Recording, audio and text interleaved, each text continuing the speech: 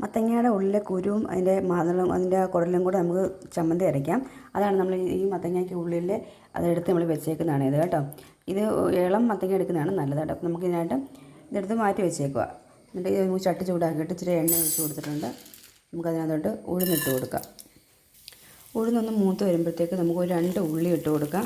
അതുപോലെ തന്നെ ചെറിയൊരു 2 വറ്റൽമുളകും ചെറിയൊരു പീസ് ഇത്ര ഒരു പീസ് പുളിക്ക് വേണ്ടി നമുക്ക് പുളിയും കൂടി ഇട്ട് കൊടുത്ത് അതും കൂടെ ഒന്ന് വഴറ്റിയെടുക്കാം. നമ്മളിത് മൂത്ത് വന്നപ്പോൾ മാറ്റിയിട്ടുണ്ട്. നമുക്ക് ആ പാത്രത്തിലോട്ട് നമുക്ക് ഈ കുടലെല്ലാം കൂടി ഇട്ട് കൊടുക്കാം. എന്നിട്ട് ഇതൊന്ന് വേവിച്ചെടുക്കണം. ഒരു 5 മിനിറ്റ് മൂടി വെച്ച് വേവിക്കുക. ഒരു സ്വല്പം എണ്ണയും കൂടെ ഒഴിച്ചിട്ട് വേണം ഇത് നമുക്ക് വേവിച്ചെടുക്കാൻ. വെള്ളം ഒഴിച്ച് വേവിക്കരുത്, രുചി കാണത്തില്ല കേട്ടോ. വെന്ത് വരട്ടെ. ഇത് വഴന്ന് വന്നപ്പോഴത്തേക്ക് നമ്മൾ തണുത്ത് ശേഷം നമുക്കൊരു മിക്സിയുടെ ജാറിലോട്ട് ഇട്ടിട്ട് ആവശ്യമായിട്ടുള്ള ഉപ്പും കൂടി ഇട്ടിട്ട് നമുക്കൊന്ന് അരച്ചെടുക്കാവേ. ഇപ്പോൾ നമ്മൾ അരച്ചെടുത്തിട്ടുണ്ട് കണ്ടോ. അതൊട്ടും വെള്ളമൊന്നും ചേർക്കാതെ വേണം ഇത് അരച്ചെടുക്കാൻ. നമ്മൾ വാട്ടുമ്പോഴത്തേക്ക് വെളിച്ചെണ്ണയ്ക്കകത്ത് വേണം വാട്ടിയെടുക്കാൻ. നല്ല ടേസ്റ്റ്